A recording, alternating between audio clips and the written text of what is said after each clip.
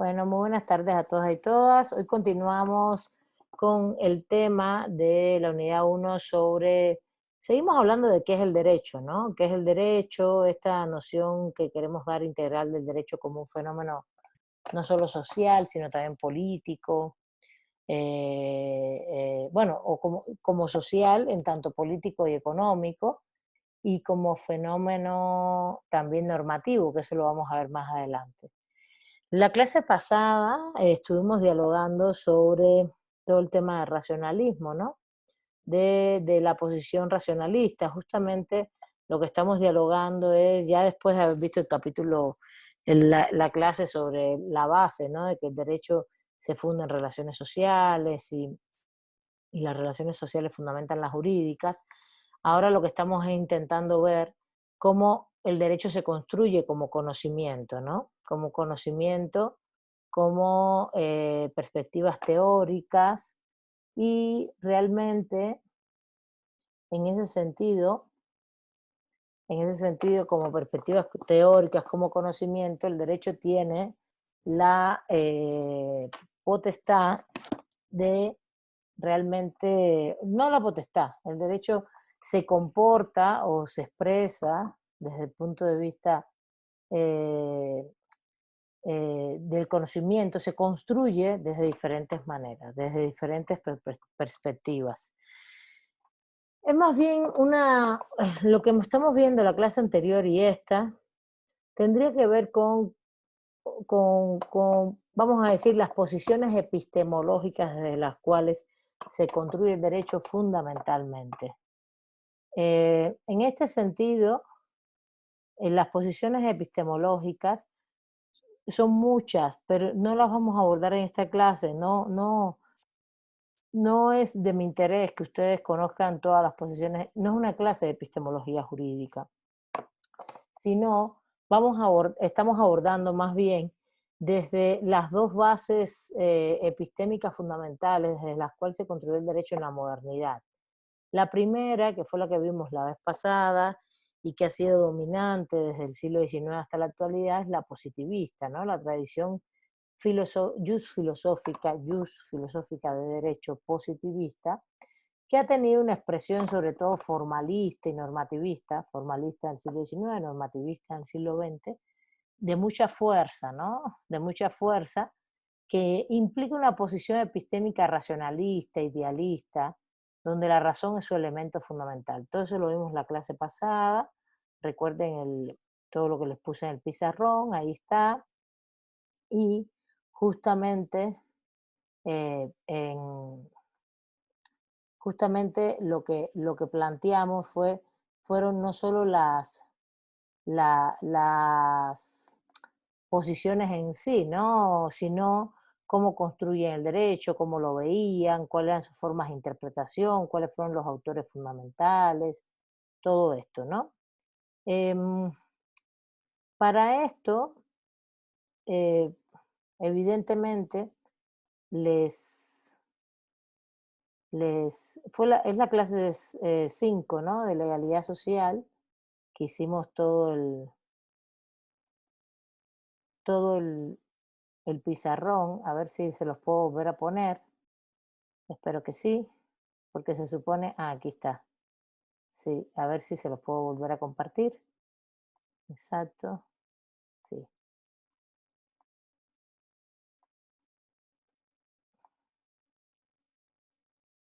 ahí lo ven, ¿no? ¿Sí se ve? Sí, perfecto. Bueno, Sí, sí lo se que ve bien. habíamos, sí, gracias. Bueno, lo que vimos es toda la tradición, gracias, toda la tradición positivista, el concepto, el derecho puesto por los seres humanos, cómo la tradición anterior era la naturalista, no nos daba tiempo a verla del todo, y eh, eh, cómo realmente el decursar histórico, sobre todo, ¿no? El decursar histórico desde el punto de vista, a ver, déjenme, voy a cerrar todas las ventanas que tienen que ver con la entrada, y ya se cerró la entrada a la clase. Eh, todo el contexto histórico en el cual se da todo el proceso del paso de ese naturalismo racionalista y varios naturalismos al derecho eh, positivista como concepción del conocimiento. Estamos hablando del derecho como conocimiento, cómo se expresa cognitivamente, cuáles son sus características.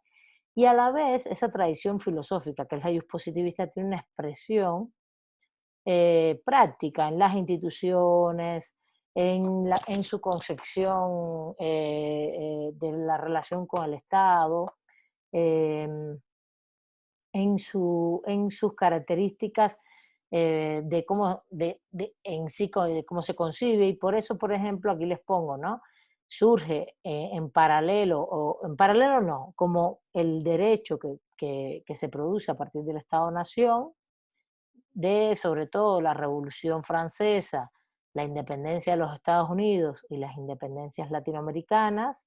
Su característica fundamental en relación al Estado es que el Estado lo único que produce es ese tipo de derecho, ¿no? Un solo tipo de derecho, por eso es un derecho que al surgir del Estado y solo creado y aplicado por él, se caracteriza por ese principio que se llama monismo jurídico. Se crea y se aplica desde el Estado, una visión estadocéntrica, y su concepción es una concepción sobre todo abstracta, formal, general, creo que todo eso se los había comentado, eh, em, donde se piensa, se piensa al ciudadano individual, a la persona como un ciudadano individual abstracto, ¿no? Que tiene derechos, pero que al final en la práctica eso no fue real. Ni las mujeres, ni los negros, ni los grupos étnicos tuvieron derechos en el siglo XIX solo hasta el siglo XX y por determinadas luchas. No, las constituciones no reflejaban derechos para ellos. Esto se vio sobre todo, para que lo sepan, por ejemplo, en un concepto que se llama voto censitario de censo, que quien podía tener derechos, pues única y exclusivamente los que tuvieran propiedad, y quienes tenían propiedad, los hombres, y también quienes más, los hombres blancos, no cualquier hombre, ni el hombre negro en Estados Unidos, ni el hombre indígena en América Latina, ni mucho menos. Eh, a la vez, otra relación del Estado y del Derecho que se construye a finales del 19, principios del 20, es la concepción del Estado de Derecho. Esa es la base del monismo jurídico. El Estado se debe a lo que el derecho dice. Y lo público se convierte en el concepto de Estado, esa relación público-privada, que antes en la antigüedad era muy amplia, lo público era casi todo. Incluso lo público era un concepto muy vinculado a la participación en las polis, en la ciudad, de la ciudadanía. Es verdad que en la antigüedad había esclavos y no eran parte de lo público, ellos eran propiedad, no eran parte, no eran ciudadanos, pero en el concepto de ciudadanía lo público tenía que ver con todo lo que hacían los ciudadanos en la polis, en Grecia y en la Roma republicana y la Roma imperial, también del ciudadano romano y todo lo vinculado a la cosa pública, la res publica en Roma. Y acá no, acá lo público se convierte en el Estado, en Estado. Y el Estado, y aunque en la antigüedad esa organización política también le llamamos Estado, acá lo que cambia es que el Estado asume lo público y quiebra o rompe la noción de que la ciudadanía también es parte de lo público. Entonces solo la ciudadanía va a ser parte de lo público en la votación electoral, por ejemplo, pero no en la participación democrática. No hay participación, la participación solo es el voto, se limita el voto. Y esto genera que entonces lo público se concentre en todo lo que hace el Estado y la ciudadanía se considera ciudadano y con carácter político público solo porque vota. Hasta ahí. Lo demás tiene carácter privado en la ciudadanía. Y así nos han vendido no solo la noción de derecho, Estado, etcétera, desde la modernidad madura hacia acá, sino que y nos han expresado también formas de pensar lo jurídico vinculado a los poderes estatales, ¿no? Como los tres poderes, aquí les puse, ¿no? Aquí en el medio está la abstracción, la generalidad, que es para todos, la abstracción sí se hizo, ¿no? La abstracción es decir que esta constitución es para todos los ciudadanos mexicanos, eso. Pero la generalidad, el problema está en que la generalidad, cuando veías artículos más específicos, sí, por ejemplo, solo podían votar los hombres blancos propietarios, solo podían acceder también a derechos patrimoniales, también hombres y blancos. Cuando vienes a ver, era un círculo donde había exclusión, no era general realmente, como se decía, para todos los ciudadanos. Esto fue ocurriendo ya en el siglo XX, más bien por las luchas sociales de las mujeres, de los civil rights en Estados Unidos con respecto a los negros, etcétera, etcétera. Y también de los pueblos indígenas, que fueron cada vez más metidos dentro de la base de la cuestión de homogeneización dentro de la Constitución. Bueno, también las formas de interpretación, las escuelas formalistas del siglo XIX, las escuelas normativistas del siglo XX, cómo revisaron todo eso ya se los comenté.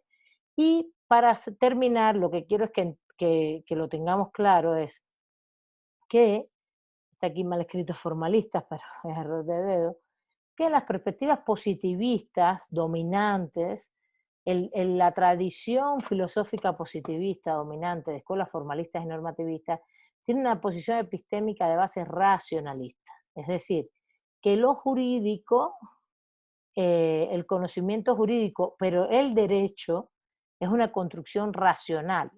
¿Desde dónde? Desde nuestra mentalidad, desde nuestra cabeza, desde nuestras ideas, como seres humanos, y estas se van a convertir en normas jurídicas. Esa es la base. Esa base hoy tiene una resonancia tremenda. No crean que todo esto dejó de ser visto en las escuelas, al revés. Lo que va a pasar hoy por hoy en la enseñanza del derecho, con estas cuestiones, ahora voy a compartir un pizarrón nuevo, lo que va a ocurrir con estas concepciones del derecho justamente va a ser que eh, a ver, voy a va a ser que realmente, a ver, déjenme sacar de acá esto. Lo que va a ocurrir es que todas estas posiciones racionalistas, que racionalistas entienden, ¿no? La palabra, es que la razón es la que crea la norma y la razón es la que la aplica. Es la racionalidad de los seres humanos, de hecho el concepto de derecho positivo es el derecho puesto por los seres humanos, es la que crea, aplica, interpreta y argumenta en materia jurídica, argumenta todo, todos los procesos dentro del sistema jurídico. ¿Y qué estamos hablando aquí? Pues estamos hablando de una perspectiva en la cual evidentemente no es que esté mal, de hecho está centrada, si bien a lo mejor hoy no solamente en las facultades de Derecho o en las licenciaturas en Derecho se imparte Kelsen, eh, eh, Hans Kelsen, el jurista austriaco, con su teoría pura del derecho, que es una noción racionalista bastante muy bien armada, etcétera, etcétera, que durante el siglo XX ha sido la dominante, o se imparta la visión analítica de Herbert Laurenhart, que es la visión normativista analítica, que es la que se encarga de ese estudio del lenguaje, ¿no? El lenguaje de las normas, de cómo se construye esa normativa, de cómo está estructurada, qué significan. Por eso les dije, ahí de hecho él le interesa mucho qué tipo de normas tenemos, ¿no? Qué tipo de normas están compuestas los sistemas jurídicos, teniendo la base de la lógica jurídica, que es, por ejemplo, los tipos de normas son prohibidas, obligatorias, permitidas, bueno, facultativas. Esto tiene base en la lógica formal. facultativas, prohibidas, obligatorias, facultativas, y las permisivas son como un comodín lógico, ¿no? Porque lo que prohíbe, una norma que prohíba es un delito, ¿no? Por ejemplo, o una norma que prohíba muy clara es, cuando se habla de prohibición de violación de derechos humanos, prohibición de toda discriminación, por ejemplo. Una norma obligatoria es cuando tenemos deberes, ¿no? Deberes. Por ejemplo, pagar impuestos, deberes ciudadanos, en la Constitución los deberes de respetar las leyes, todo esto. Una norma facultativa va a tener que ver con las entidades del Estado, qué facultades tienen ellos. Y las normas permisivas es un comodín lógico, porque lo que está prohibido quiere decir, si hay algo prohibido es porque no está permitido. Esto es un comodín lógico. Prohibido es no permitido, ¿no? Obligatorio es algo permitido. Si es obligatorio, a la vez está permitido, evidentemente. Si es facultativo, también está permitido, pero permitido para algunos, porque es facultad. Facultativo siempre implica a las instituciones, ¿no? Entonces, esto es pura lógica jurídica. Esto que les estoy poniendo aquí es pura lógica jurídica formal, y esta lógica jurídica formal está basada en la lógica aristotélica, es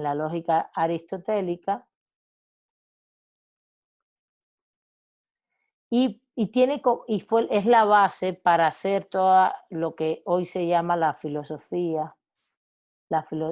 Es la base de la filosofía analítica, que por supuesto no es que a ellos les interese toda la lógica, sino lo que les interesa es el análisis del lenguaje. Pero el análisis del lenguaje se empieza a analizar primero lógicamente. Primero es lógicamente cómo está estructurado ese lenguaje, un juicio, un enunciado, una premisa. Por ejemplo, un enunciado: todos los hombres son mortales. Esto es un enunciado que es universal, afirmativo, ¿no? Verdadero en cuanto a... Y está verdadero y está bien construido, es correcto, ¿no? Es correcto, no es incorrecto. Fíjense, verdadero tiene que ver con la realidad, correcto tiene que ver con la construcción, afirmativo o negativo, universal, particular, afirmativo, negativo, son las dualidades, verdadero, falso, correcto, incorrecto. Correcto es que está bien construido lingüísticamente. Y así empieza toda esa visión de la estructura de las normas. Y esto llega al punto de lo que hoy, lo que pasa es que el programa de estudios es un programa mal hecho, en el que ustedes están estudiando, y no deberían de ninguna manera estudiar argumentación jurídica en cuarto semestre. Por eso la profesora Luz está, no sé, siempre los pelos intentando ver cómo los enseña, elementos básicos de lógica jurídica, pero sobre todo más que de lógica jurídica, de los elementos argumentativos, porque es una materia que va al final de la carrera, ¿no? Que es después que ya tú conoces bien todo lo que es las bases teóricas, históricas del Estado, del derecho, y después las bases también teóricas, conceptuales del derecho positivo en civil, en penal, los procesales, bueno, constitucional, civil, penal, administrativo, fiscal, todo esto que es la parte estatal, y civil con todo lo que implica sucesiones, familia, etcétera. Eh, Conociendo el concepto de personas, bienes, todo esto, todo lo que es penal, todos los tipos, los delitos, etcétera, el procedimiento y toda la parte ya también económica y la social, que es la laboral, etcétera, etcétera. Bueno, ahí me faltan los internacionales y el mercantil, que está vinculado a todo lo comercial, ¿no?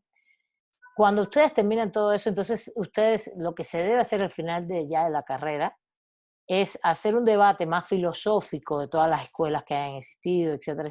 No de las escuelas, sino de los problemas jurídicos que se debaten hoy, y después, y junto a ello, el proceso de argumentación jurídica. ¿Cómo se hace este proceso de argumentación jurídica? Que incluso se les da algunos elementos en teoría del proceso, pero para que empiecen a argumentar con fuerza. En esencia, esto está invertido hoy, a ustedes les están dando ya argumentación jurídica cuando ustedes no conocen apenas ningún concepto del derecho, ¿entienden? Entonces, eh, ¿dónde empieza la argumentación jurídica? En esto que les he explicado aquí, esto que está aquí arribita, en toda esta lógica jurídica formal, que es la lógica aristotélica, y que tiene que ver con esa filosofía analítica de Hart, que es cómo están construidas las normas, ¿no? ¿Qué tipo de normas tenemos? ¿Cómo ellas se van construyendo? Y que llega hoy a las escuelas de argumentación jurídica. Hoy hay como 5, 6, 7 escuelas de argumentación jurídica a estudiar con mucho interés. Son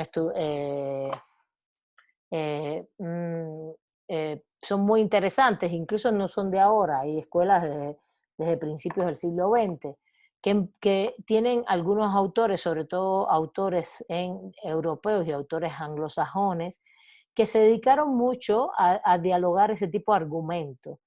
Y el argumento, y lo que les interesa es cómo hacer racional el derecho, el argumento racional del derecho. Y ese argumento racional tiene que ver con los procesos de interpretación para aplicarlos, para aplicarlo. Todo el tema de judicial, sobre todo.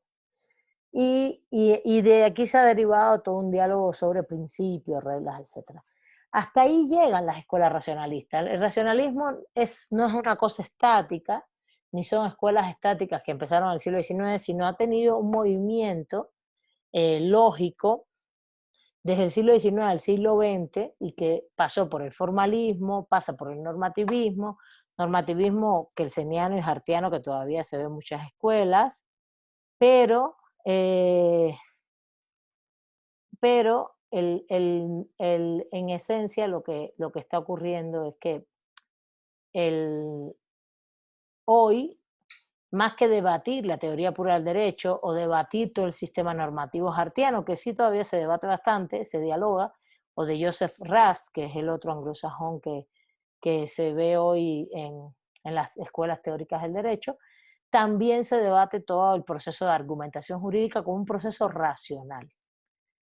¿Esto está bien, está mal? No, es una forma de concebir el derecho donde lo que nos interesa, y lo dije en la clase pasada, es la norma como un lenguaje el cual implica un proceso de interpretación, un proceso de aplicación y de argumentación.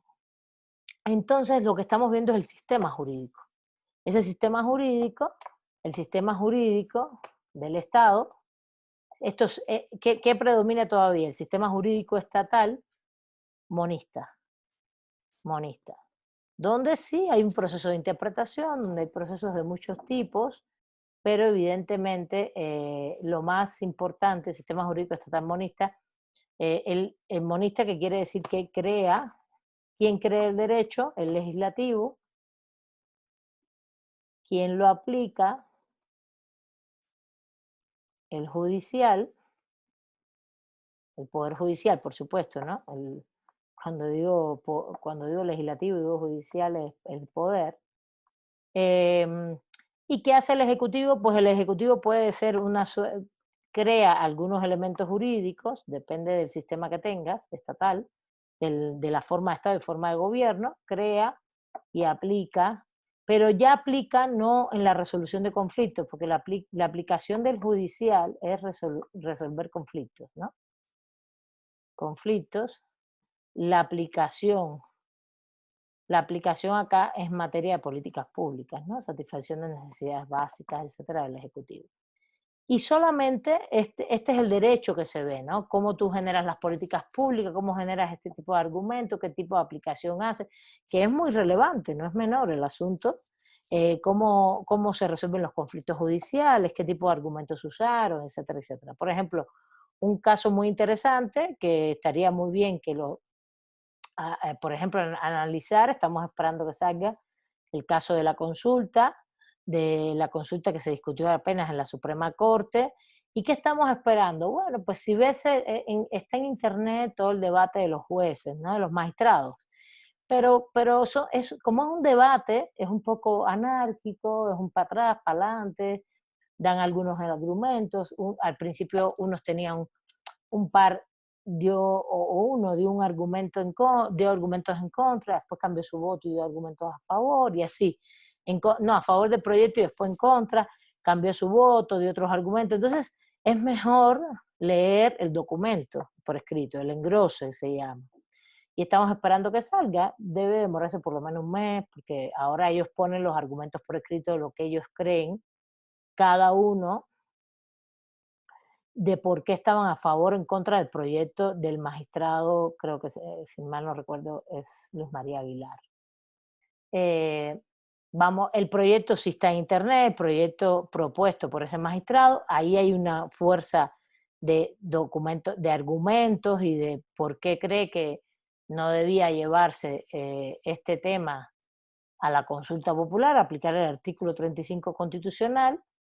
Y hay dos tipos de argumentos, el formal, el que si procede o no que la Suprema Corte discute el tema, y el segundo es el sustancial o de contenido, es si entonces procede ese tipo de consulta sobre ese tema, ¿no?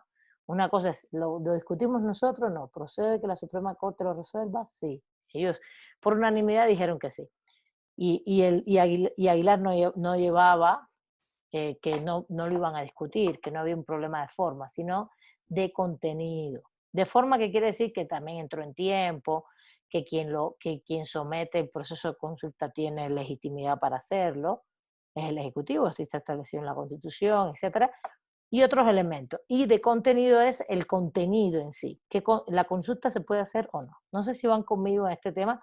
Esto es muy interesante porque hay que entender cómo funciona el derecho normativamente. Yo no estoy en contra de eso y por eso les estoy dando un panorama amplio, no solo lo que dice la lectura, sino amplio, de qué es lo que se estudia en el derecho hoy y de cómo funciona el derecho. Entonces, el proyecto ya lo tenemos, ahí podemos ver los argumentos, como Luis María Aguilar dijo, yo estoy en contra, yo estoy a favor, procede formalmente que nosotros discutamos el contenido de esta consulta, pero estoy en contra de que se lleve a consulta a los expresidentes de la República Popular, se lleve a consulta popular si le puede hacer un juicio o no. Y expone sus argumentos. En el engrose vamos a ver los argumentos de cada uno del resto de los magistrados. Eso va a ser, eso único y exclusivamente que estamos viendo ahí, es parte del proceso de la racionalidad del derecho. Tienes que dar argumentos racionales, proporcionales, se llaman argumentos racionales, argumentos proporcionales, tienes que, invocas la norma jurídica, dice que una de las discusiones fundamentales es la consulta es un derecho político, tú no lo puedes limitar, pero entonces se está enfrentando al debido proceso de los expresidentes, que tampoco lo puedes someter a justicia popular o al diálogo o a lo que las mayorías crean. Y bueno, ese es el debate. Entonces vamos a ver qué resolvieron. Al final ya eso se votó y está a favor. La consulta se va a hacer el próximo año. Pero esos son los argumentos que se revisan hoy mucho y cómo está hecho el proceso argumentativo, por ejemplo, en este caso. Entonces todo es muy casuístico. Se supone que nuestros sistemas jurídicos en América Latina, sobre todo América Latina, se han dedicado mucho a dialogar todo ese tipo de argumentación de todos los casos. Los poderes judiciales tienen mucha fuerza. Y claro, ¿por qué asombró a todo el mundo esta decisión? Porque los poderes judiciales tienen una función en el concepto de la política institucional del Estado, de ir siempre, de poner en freno a favor de los derechos de las mayorías. Pero justamente este derecho es un derecho de mayorías. Una consulta popular justamente es un derecho de participación política donde van a participar grupos y va a ganar la decisión que la mayoría vote. Entonces, la discusión es muy interesante, es muy interesante porque no solamente ellos están protegiendo un derecho humano, que es político, que es la consulta, que es participación política, y por otro lado, se están protegiendo también el derecho de debido proceso de las personas que pueden en un momento determinado decir que se les juzgue, pero que al final tampoco se les va a juzgar. A ver, no es que no se les vaya a juzgar, es que nosotros, la pregunta es, no es que vayas a votar porque sean culpables, sino porque se les juzgue. Al final es un proceso político, este caso es muy claro para ver la relación política y derecho, etcétera, eh, y es muy curioso, pero se los pongo para que vean tipos de argumentos, diferencias de argumentos. Vamos a tratar de ver si podemos trabajar un poquito con casos para ver esto en la práctica, a ver si nos da la vida y los tiempos. ¿Está bien? Bueno, y eso es todo lo que se debate hoy desde las posiciones racionalistas, ¿no? Esa noción de qué son las normas, qué conceptos traen y sobre todo cómo se resuelven los casos y los procesos argumentativos. Claro, si sus profesores a futuro en la carrera los ponen a resolver casos, a ver cómo se desenvuelve todo el proceso normativo em, legal, pero no solamente enseñarle los conceptos de las normas jurídicas establecidas, sino también a ver cómo es la práctica judicial y la práctica y las dificultades de esa práctica de casos, para que ustedes sean abogados postulantes, es una gran ganancia.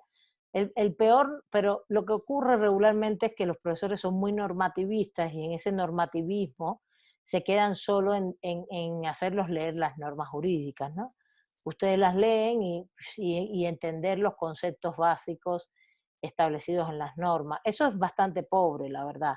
Porque bueno, si bien te pueden enseñar eso, lo más importante es que también te enseñen el aspecto argumentativo racional, ¿no?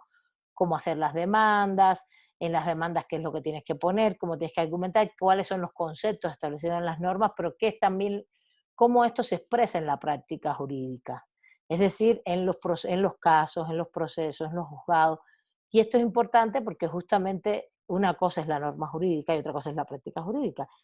Son cosas diferentes, son mundos diferentes, sobre todo a la hora de moverse el mundo, vamos a decirlo así, a ver cómo plantearlo, el mundo práctico jurídico, ¿no? El de los tribunales, el de los juzgados, no solo es cómo tú presentas la demanda, cuál es la demanda oportuna en cada caso, cómo tú traduces un caso que alguien te viene a consultar como abogado al mundo jurídico, y no es que te tengas que aprender las leyes de memoria, tienes que ubicar dónde están las leyes, pero también tienes que conocer jurisprudencia, y después cómo tú haces toda esa argumentación en función de ganar el caso, pero ganar el caso con justicia, pero a la vez intentar ponerle lo que es este Estado hoy, que es un Estado garantista de derechos humanos, en que se supone que, por ejemplo, si estás trabajando casos de civil, familiar, puedes poner temas de género, si hay violencia de género, poderlo argumentar, por ejemplo, en el caso de los niños y las niñas, el interés superior del niño como principio, poner principios, y esos principios argumentarlos, y todo eso está establecido en derechos humanos. En el caso de que seas penalista, cómo se puede defender los derechos humanos, a lo mejor tú estás defendiendo a la persona acusada de su debido proceso y todo eso, pero no ser tan formalista como argumentar también, que implica la libertad, que implica restringir la libertad a una persona o ponerles unas multas de cuantías excesivas cuando no tiene trabajo, si tiene familia. Todo eso son análisis integrales de derechos humanos que pueden ir perfectamente vinculados a este ámbito normativista racional y argumentativo. Por ejemplo, en el caso fiscal, ¿no? No es solo saber los impuestos y que el Estado recaude impuestos para después hacer los presupuestos, sino de esos impuestos hacer presupuestos, sino cómo se construyen las políticas públicas y en esas políticas cómo recaudamos impuestos, qué tipo de impuestos existen, ¿ok? Pero también cómo son esos procedimientos, ¿no? Para uno no solo defenderse de un impuesto excesivo, sino también para que el Estado recaude el impuesto debido y ese presupuesto se convierte en una política pública de derechos humanos. Así debería ser, así debería ser. Y todo eso serían argumentos racionalistas de las normas jurídicas, todo el proceso de construcción institucional que es complejo y es muy interesante. Pero no creo que así sea, así no les van a dar las clases. Por tanto, ustedes, lo malo de esto es que lo que van a recibir sobre todo es qué dicen las normas y los conceptos fundamentales de las normas. Hay profesores que no, hay profesores que sí les van a abundar mucho más, que le van a ofrecer muchos más documentos, procesos argumentativos y prácticas jurídicas. Hay algunos que no, que se van a limitar a decir, bueno, en la norma está establecido tal cosa, el proceso es este, va así, estos son los términos, estas son las partes y conceptualmente va así uno, dos y tres, ¿no? Em, y bueno, pero yo les explico todo esto para que entiendan que por supuesto, una noción que no deja de ser positivista y que es válida es una construcción garantista, integral, racionalista, argumentativa, proporcional, porque los argumentos son no solo racionales, sino también proporcionales en materia de lo que se reclama, y vinculado también a los contenidos de los derechos humanos, que es el Estado garantista que tenemos hoy. Y pues todo eso es parte del derecho positivo estatal. ¿Está bien? Díganme si tienen alguna duda para cerrar aquí y pasar al ámbito materialista, que les había, que ya tendría que venir a esta clase. Si tienen alguna duda, ¿ok? ¿No? A ver, déjenme ver porque no veo, no estoy viendo. Ah, bueno. Me levantan la mano si tienen alguna duda, por favor. Bueno, vamos al otro aspecto, ¿no? El autor, fíjense, el autor, cuando ustedes leen a este autor, el autor lo clasifica de manera un poquito más estrecha, ¿no? Como concepciones no marxistas del derecho y hace un recorrido de algunas escuelas y posiciones eh, epistémicas y sobre todo las bases de ese formalismo normativismo jurídico. Y después, incluyendo el naturalismo, y después la concepción esta marxista-leninista sobre el derecho, que yo les voy a dar un poco más amplia, como una posición más bien crítica, desde crítica del derecho que es la que tenemos hoy. Y de todas maneras, les comenté que había una lectura que les quería poner, otra lectura más, para esta posición más, que era del propio libro de Juan Ramón Capella, que es el capítulo, si mal no recuerdo, el capítulo 2. Pero el tema es que estuve intentando, lo busqué en internet, estaba mal escaneado, pero sí lo tengo y se los voy a subir, que es.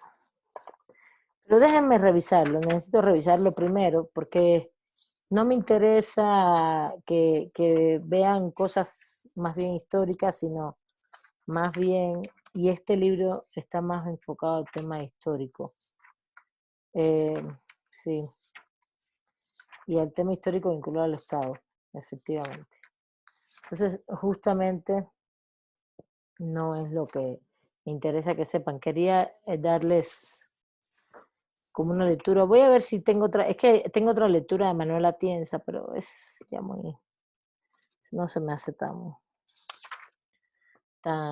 ya es muy, no sé, creo que si están tomando con la profesora Luz, ella se los pone, que es la ubicuidad del derecho, el derecho como una forma normativa ambigua, ¿no? Como un concepto ambiguo.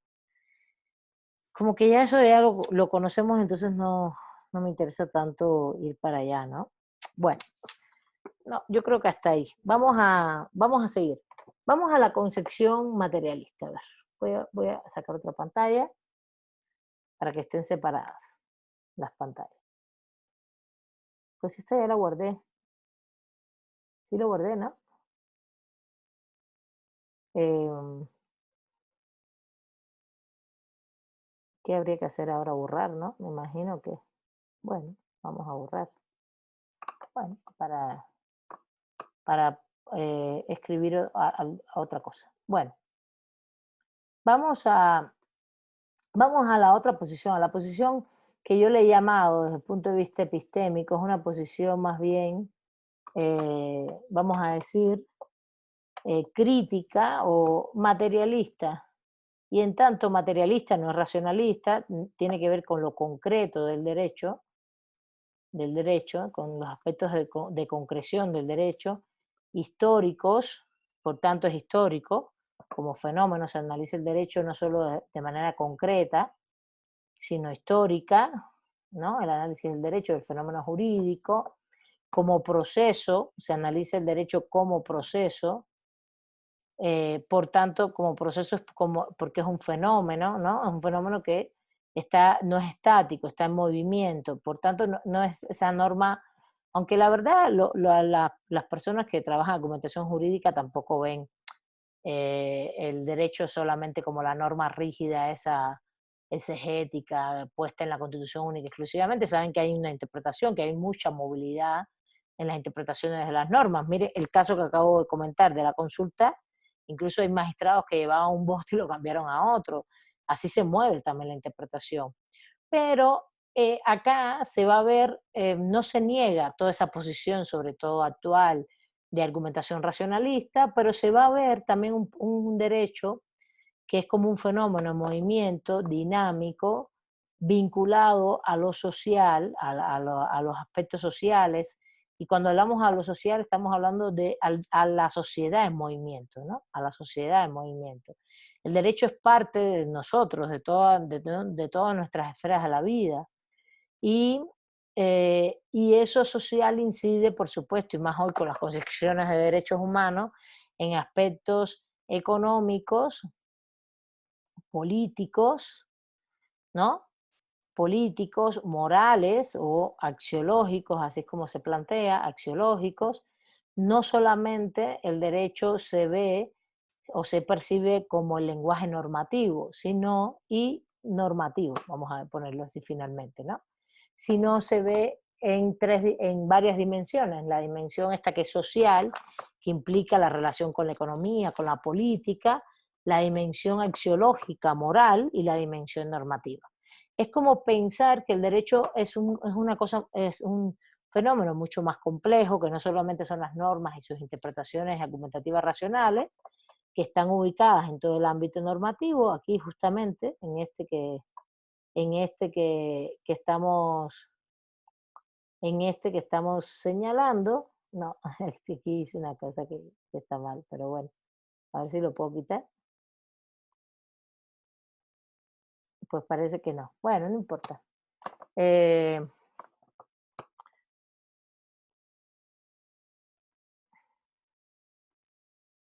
bueno, intenté poner así como pero intenté ponerle, me hubiera gustado poner aquí en este pizarrón, pero no me sale, a ver, para poner como a veces señalar en otros colores y eso, ¿no? El tema. Bueno, que no solamente es normativo el derecho, que es todo lo que acabo de explicar la clase pasada y esta, el derecho no solamente es norma jurídica, proceso de interpretación y argumentación, sino también tiene un movimiento dinámico con lo social, con lo económico, con lo político y con lo axiológico. Y son dos elementos diferentes. Uno es el derecho vinculado a lo social, vinculado a lo político-económico, todo ese aspecto de que tiene que ver con las necesidades básicas, que tiene que ver con el movimiento de la política, las instituciones, el Estado, pero también las comunidades existentes, la población, los grupos sociales, ¿no? Y los grupos de poder, ¿no? Todos los grupos de poder, ¿no? Todo lo que vimos en el texto de Capella, ¿no? Toda esa relación social que se convierte en jurídica porque se convierte en norma jurídica, pero que se fundamenta en relaciones de poder vinculadas a la cultura, a la economía, a los poderes económicos, a los poderes institucionales, con el militar, la coacción, a los poderes y al poder simbólico cultural. Y justamente acá lo que estamos diciendo es que todo el derecho se maneja entre todos esos ámbitos. El derecho no solamente es la norma jurídica, sino que, por ejemplo, a la hora de crear el derecho, hay todo un proceso en el cual, evidentemente, los grupos de poder, por ejemplo, los grupos de poder en la política, pero también en la economía, inciden y cabildean a favor de sus intereses. Y bueno, tendrás el político honesto o la política honesta que tratará de siempre pensar en los bienes comunes, ¿no? En el bien común de la sociedad, en satisfacer las necesidades básicas, pero cuántos de políticos no hemos tenido corruptos, ¿no? Pensando la política como corrupción, ¿no? Y realmente, ¿qué va a pasar? Que realmente no satisfacen los bienes comunes, intereses sociales, intereses de la sociedad, de los grupos sociales, que donde hoy hay que tener una cosa muy clara. Estamos en un sistema capitalista y el sistema capitalista es ante todo desigual y de carácter desigual y de explotación, de carácter de, tiene un carácter de, bueno, sobre todo explotación, se basa en la explotación, se basa en la explotación, se basa en la explotación, pero su esencia es generar desigualdad. Es que unos ganan mucho y otros bajo la lógica de explotar a otros. Y esto es global, esto no es México solamente. Si tú estás en este contexto histórico, esto es un contexto histórico, y te sitúas en esta, te sitúas, estoy hablando de situación, situarte como persona, como grupo social, ¿qué, qué te vas a dar cuenta? Pues que evidentemente el derecho va a ser un medio, una mediación. El derecho es una mediación institucional donde la política, la economía, los grupos de poder están ahí incidiendo. ¿En dónde inciden? ¿En dónde inciden? A ver, ¿quién me puede decir en dónde pueden incidir los grupos de poder, sean reales como el Estado, que asuman dentro del Estado, o sean eh, que no estén institucionalizados, que estén justamente en la sociedad civil, que sean grandes empresas, grandes corporativos, o esperemos un poquito más, no solamente son empresas, son partidos, eso lo vimos en la clase pasada, en la lectura pasada, partidos políticos, por ejemplo, vimos también sindicatos, pero también vamos a poner movimientos sociales. Cierren los micrófonos, por favor, cierren los micrófonos. También vimos los movimientos sociales. Ahora te doy la palabra. Vimos los movimientos sociales. Movimientos sociales. Es que tengo que ir a cerrarlo y al salir de acá se me borra el... Ya no puedo cambiar esto acá. Bueno, los movimientos sociales también son grupos que inciden, ¿no? Y que tienen incidencia. Entonces, ¿cómo podemos ver esto hoy, por ejemplo, en la sociedad mexicana? A ver, ¿quién me puede decir? Ahora sí les doy la palabra. Raimundo, tú eras el que habías pedido uno de los que había pedido la palabra. Sí, hola, buenas tardes, profesora. Mire, los movimientos, bueno, en este caso, por ejemplo, los movimientos sociales sí contribuyen parte de crear, no solamente de crear problemas, sino de crear nuevas leyes que hagan, valerse, que hagan valerse en toda la sociedad, ¿sí? Por ejemplo, usted mencionó hace un momento, ¿no? Los pueblos indígenas, ¿sí?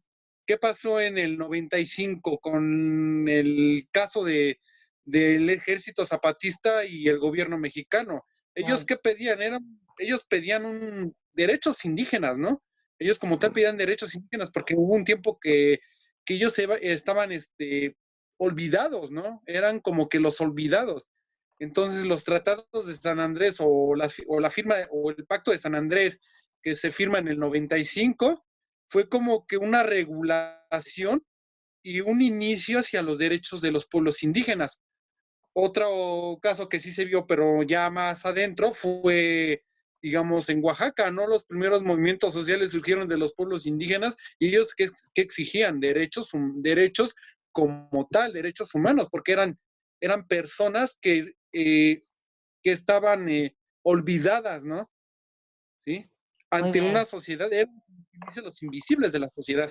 muy bien. Y no solo, bueno, grupos, por ejemplo, cuando lo de la APO, grupos de maestros contra la reforma educativa, que finalmente incluso murieron gente y esto no se revocó hasta ahora con este gobierno. Eh, lo de la reforma educativa fue tremendo, se levantaron los maestros y estuvo fuertísimo. Eso también es un movimiento social. Por supuesto, los movimientos, todo el movimiento indígena mexicano, que es impresionante, que además es muy, muy plural, no solamente es el zapatismo, aunque fue allí donde justamente en el 94 se dio todo este proceso de ruptura, producto de crear un ejército, etcétera, etcétera, entonces está muy bien. Ahora, ¿qué otros grupos inciden? Y estos son grupos sociales que inciden al punto Profesora, que en el 2002 se hace la reforma, aunque ellos no están de acuerdo con esa reforma, los movimientos indígenas, los grupos, las comunidades indígenas están muy, muy en contra de la reforma del 2002, pero está en contra en los términos que quedó, porque violan el pacto, los acuerdos de San Andrés.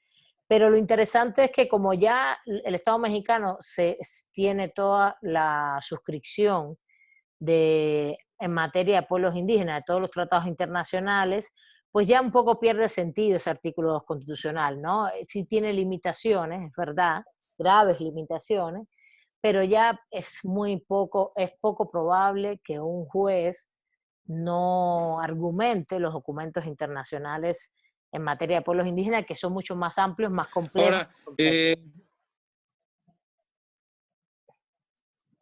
ahora, ahora, bueno, a ver si me permite. Ahora, como lo menciona en el artículo 2 de la Constitución, ¿no? La nación es indivisible y es multicultural, ¿sí? Y eso lo redacta en el primer párrafo, la nación es indivisible y multicultural. De hecho, esas garantías a los pueblos indígenas es una validación a sus derechos, como pueblos, como cultura, como organización política, como organizaciones comunitarias y algunas partes autónomas, ¿no? Es cierto que en la actualidad, como dijo usted, ¿no? Algunos jueces ya no les van a negar como antes les negaban el derecho, ¿no? Algunos jueces ya dicen, ya la piensan y dicen, ¿saben qué? Ya tienen derechos y se le validan en la Constitución, ¿no? Estamos hablando de que hay personas, de que hay jueces que son tan positivistas que creen que esos derechos, son pocos, ¿no? Son, hasta lo que yo veo, son muy poquísimos, son muy pocos, ¿no? Que piensan que esos derechos indígenas es igual que el artículo de todos los mexicanos tenemos un derecho, ¿no? Como tal, ¿sí? Pero no se les respeta ese derecho. Ese es el problema de algunos jueces que siguen las características positivistas de de algunas ideas, bueno, las características de algunas ideas positivistas, ¿no? En el cual decían, ok, la ley lo marca aquí, y la marca como lo marca aquí en esta Carta Magna o Constitución, ¿sí? Pero Ok, si vemos desde la bueno, perspectiva sí, desde una entonces, perspectiva, sí, desde una perspectiva ya más adentro, más histórico y más cultural, ellos tienen ya ellos ya tienen como tal un derecho desde hace muchos años, antes de que se formalizaran las constituciones o antes de que se formalizara la constitución. Es a mi ver, punto de vista. claro, eso está clarísimo, Raimundo. No solo tienen, no es que tengan derechos, ellos son personas, seres humanos, grupos sociales, con una historia incluso mucho más compleja que los grupos que vinieron después en la colonización, anteriores o posterior a la colonización, pueden ser mestizos, da lo mismo, pero son grupos con historicidades culturales, etcétera, tradiciones políticas, jurídicas diferentes a la occidental, y claro que tienen derecho, tienen derechos no solo de ahora, de toda la vida, ¿no? De, como los tenemos todos. Pero justo ellos tienen por eso se le ha reconocido internacionalmente, hay un proceso de lucha para que se le reconozcan otros tipos de derechos producto de su historicidad, que son el derecho a la autonomía, el derecho al desarrollo propio, a la consulta previa, libre e informada y a la tierra del territorio.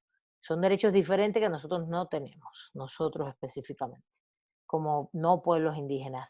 Aquí lo importante es verdad, todos estos pueblos, todos estos movimientos inciden, pero estamos hablando del derecho como un fenómeno social, económico, político. ¿Se incide en el movimiento de los jurídicos? Sí.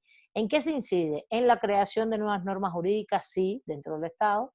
Se incide también en la aplicación, en la resolución de casos a favor de estos grupos, porque como puse aquí arriba, estamos en un sistema capitalista muy desigual y hay que presionar al Estado y sobre todo a los poderes judiciales y decirle, a ver, si tú eres garantista, garantista dígase que es la concepción del Estado que tenemos hoy, que es un Estado garantista, o se le llama Estado constitucional de derecho, tienes que garantizar los derechos humanos y tienes que empezar por los que menos tienen, por los que menos satisfechas tienen sus necesidades.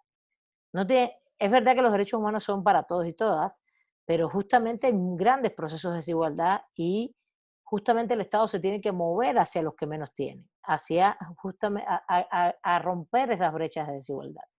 ¿Cómo lo haces? Haciendo políticas públicas, pero ¿por qué yo digo que el derecho se mueve entre lo político, lo jurídico, lo social, lo económico? A ver, un momentito. ¿Sí se escucha bien? ¿Todo bien? ¿Se escucha? ¿Sí? Hola, Se cortó un poco lo último que dijo nada más. Profesora. ¿todo bien? Bien. Bueno, es que cambié el internet porque me dijeron que estaba el internet inestable, pero bueno, acá me salió un letrero. Pero bueno, entonces, hay otras incidencias. No vives en una sociedad horizontal, no vives en una sociedad igualitaria, vives en una sociedad llena de conflictos, llena de desigualdades. ¿Qué otros actores influyen en esto? Cabildean ante el legislativo, cabildean en los poderes judiciales. ¿Qué otros actores? No solo son los movimientos sociales, ya vimos todo esto, ONG, pueblos, comunidades agrarias. Incluso hay una historia muy fuerte en México de comunidades que defienden las aguas, los recursos naturales, etcétera. ¿Qué otros actores y cómo se expresa esto en México hoy o esa relación entre el derecho, la economía, la política? ¿Quién más puede comentar algo de esto? A ver.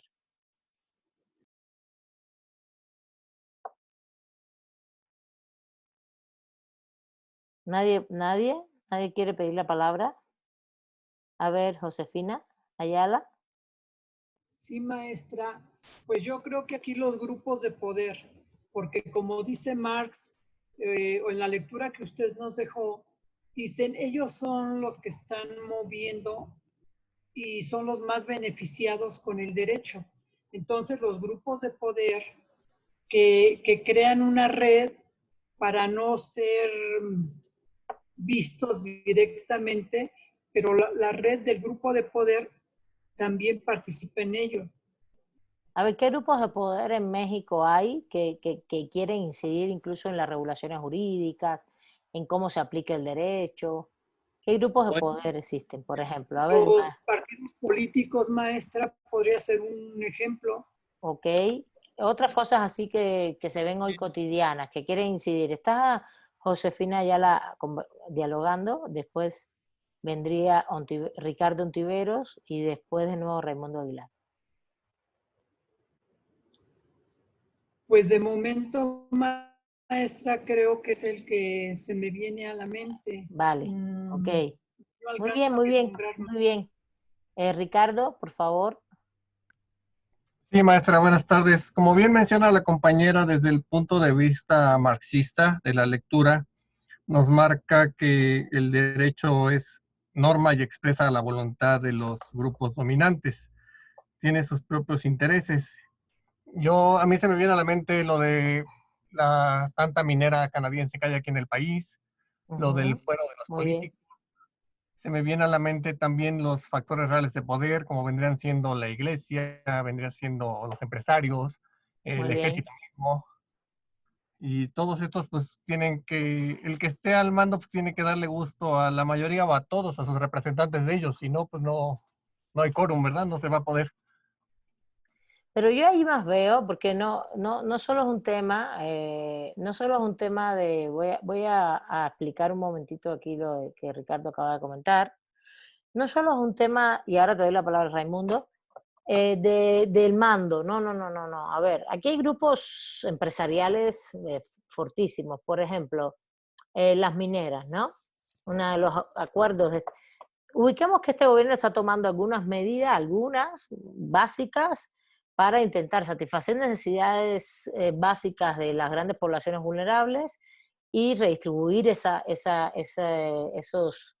esos montos, no solo el poder político, redistribuir sobre todo el poder económico o la distribución de la riqueza para satisfacer necesidades básicas. Pero enfrente tienes grupos de poder muy fuertes, grupos de poder que están incidiendo, que incidieron antes.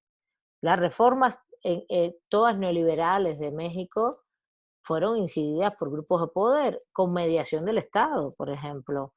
Se reformó todo el sistema radioelectrónico, ¿no? Por eso está privatizado todo el sistema de Internet, todo el sistema de telefonía, etcétera, etcétera. Se reformó todo el sistema energético, hasta Peña Nieto, ¿no? Por eso se desmanteló Pemex. Lo que pasa es que empezaron a privatizar y no lograron, porque en 6 años no pudieron hacer todo, pero hay un desmantelamiento de la institucionalidad que era estatal.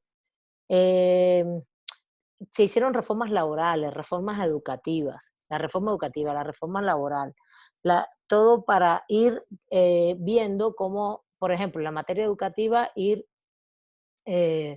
tecnocratizando la educación de acceso meritocrático y tratar de no solo romper el monopolio de la educación pública, que la hubo un momento en México, darle peso a la educación privada, sino a la vez también quitarles recursos a la educación pública. No se eliminó, es un gran ejemplo de esta universidad, pero ese era el contenido, eso sí se está revirtiendo. En materia de salud, fue también desmantelamiento del sistema de salud. Y en este sentido es terrible el tema institucional en materia de salud, porque el desmantelamiento no solo, fíjense, la reforma neoliberal no solo es abrir el canal privado de que se pudiera dar ese servicio a nivel privado. En México antes esos servicios solo eran públicos, sino también quitarles recursos desde el Estado a este tipo de servicios. Otro de los ejemplos es la laboral. ¿Para qué? Para poder, por ejemplo, romper la lógica de que todos tenemos derechos laborales y solamente, y se fue haciendo prácticas, ampliando la legislación en función de que se contratara laboralmente de manera libre, y entonces se abrió el camino a los outsourcing, se abrió el camino a esta contratación sin derechos laborales. Todo esto son reformas neoliberales. Pero ¿quién me dio esto? ¿Es porque el Estado llegó y quiso hacerlo? No, el derecho fue una mediación institucional, el Estado también es una mediación institucional. Aquí no es el derecho, pero también y el Estado, acá es muy importante, son mediaciones institucionales. ¿De quién? De grandes grupos de élite, los empresarios unidos a diferentes partidos políticos, los sindicatos cooptados por empresas y por partidos políticos, ¿sí se entiende? Esos grupos de poder inciden en cómo hacer determinadas reformas, en cómo tener mejores ganancias. Es impresionante. Por ejemplo, les voy a poner un ejemplo que está ocurriendo en estos días. La ley de ciencia y tecnología de este país es una ley que se aprobó desde Fox y existía el sistema de CONACYT, tendría que ver cuándo nació específicamente, pero porque había un sistema de investigadores antes, hubo varias cosas hasta que se generó este proceso, pero la ley como tal y la organización de todo esto, hay una ley dictada por Fox, por Vicente Fox, como en el 2002, 2001, 2002, no recuerdo la fecha, después que salió el presidente. Es una ley nueva, había una ley anterior, la cambia y da apertura a que toda la ciencia y la tecnología también pasen recursos del Estado al sector privado. Y uno de los ejemplos claros que hoy se ve en estos días, estaba a debate, ha sido cómo realmente el CONACYT y el Sistema Nacional de Investigadores es muy anterior, ¿no? El CONACYT solo pagaba ese estímulo al Sistema Nacional de Investigadores, los evaluaba a los investigadores y les pagaba el estímulo en las universidades públicas. Fox, Calderón y Peña Nieto hicieron lo posible, además de otras cosas dentro de la ley, hacer reformas y hacer acuerdos para que el Estado asumiera el pago de los profesores en las universidades privadas, por ejemplo. Y primero empezó con 1%, después que la mitad, después que todo. Entonces el Estado, los recursos públicos, estaban pagando el estímulo, no solo te evaluaban, ¿no? El SNI, el Sistema Nacional de Investigación, implica una evaluación. Eres de tal categoría, eres 1, 2, 3, ¿no? Sino que además te paga un estímulo monetario. ¿Cuál fue el resultado? Que el Estado y los recursos, más bien los recursos públicos, nuestros impuestos, están financiando el estímulo de profesores que son de universidades privadas, donde esas universidades le cobran a los estudiantes además la educación. Entonces es un uso indebido de recursos. ¿Por qué? O es un uso excesivo de recursos. Hay universidades privadas que sí se dedicaban, invertían mucho en investigación. Por ejemplo, el caso de Libero, que ha demostrado con sus finanzas que la misma cantidad que pagaba el CONACYT a sus investigadores como estímulo, ellos lo invertían en investigación para investigaciones públicas. Públicas, dice, para el sector público, para las poblaciones, etcétera. Felicidades. Pero más nadie ha sacado ese tipo de argumento. Es decir, se financiaban todas las universidades privadas. ¿Por qué? Si ellos se dedican a cobrarle a las universidades privadas. ¿Sí entienden? ¿De qué estamos hablando aquí? Pues reformas neoliberales de siempre traspasar el recurso público, que es el de nosotros, nuestros impuestos, no pensemos siempre en el Estado, hacia el sector privado cuando tendría que ser al revés, ¿no? Las investigaciones, por ejemplo, los 7 millones de pesos para hacer una investigación en CONACYT sobre salsas de pizza. ¿Se imaginan? Salsas de pizza, por Dios. ¿De qué estamos hablando? Cuando son recursos públicos, ¿para qué? Para investigar sobre cómo resolver problemas sociales, no, salsa de pizza. Pues eso es una transferencia de lo público a lo privado y eso se hace mediante acuerdos jurídicos, mediante políticas públicas y mediante cambios legales, donde el derecho es una mediación y el Estado o es cómplice o, como ahora en estos momentos, el problema es que ¿por qué se está debatiendo? Porque acaba CONACYT de tomar la decisión de que ya no va a financiar más el estímulo de investigadores de universidades privadas, solo las públicas. Y ese dinero lo van a revertir en la universidad pública, ¿sí? Ese recurso. Bueno, también ahí el Estado es una mediación para hacer otra cosa, ¿no? Entonces va para un lado o para otro. Pero ¿con qué demuestro esto? Cómo la política, la economía, el derecho se van moviendo constantemente en su creación, aplicación. ¿Se entiende? Eso es un poco lo que quiero demostrarles con todos estos ejemplos. A ver, Raimundo, te doy la palabra que ya vamos cerrando la clase de hoy. Por ejemplo, en el caso de las escuelas privadas, ¿no? Y hay algo muy curioso, ¿no? Dijo usted que, ¿cómo es posible que el sector privado, o sea, digamos, las inversiones para mediar o para hacer tipo de investigaciones se hagan con salsa de pizza? Yo creo que de verdad sí es una verdadera estafa como tal. ¿Cómo hacer investigaciones con una salsa de pizza cuando realmente existen problemas sociales, existen problemas sociales y científicos aquí en este país? Digo, aquí el problema no problemas, a ver, vamos a decirlo bien, problemas sociales donde requiere investigación científica, técnica para resolverlos, ¿no? Exactamente. Y aquí el problema no se trata de hacer de hacer una investigación de cómo formalizar una salsa de pizza, ¿no? Aquí el problema es que existía como tal parte una corrupción dentro del Estado en unión con empresas privadas. Por ejemplo, la Ibero, la Anáhuac, el TEC, ¿sí? Yo como tal me he dado cuenta pasando los años, o sea, aquí en este país, que diversas oposiciones de clase alta se han manifestado en contra de un gobierno de izquierda, ¿no? Por ejemplo, el caso de Frena. Frena, que es un movimiento social creado por personas de clase alta, ¿no? Por ejemplo, Lozano, este cuate era una persona que trabajaba para Coca-Cola y él recibía manutención del gobierno. Inclusive hay videos que él estaba como consejero en el gobierno de Salinas de Gortari.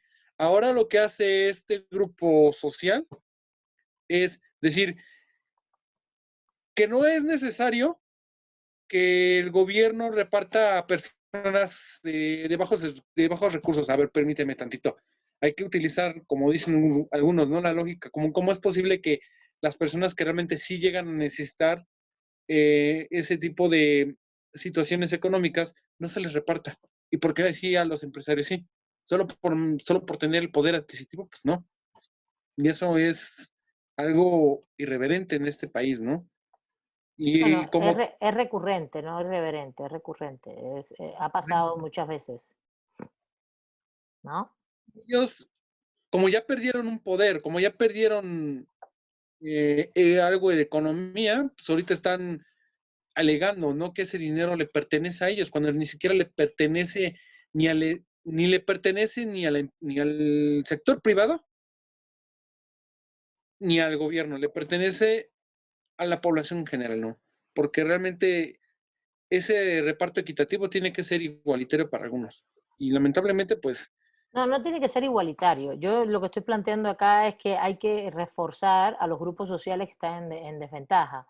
No, no ajá, tiene que ser igualitario porque justamente vivimos en un sistema desigual desde el punto de vista económico.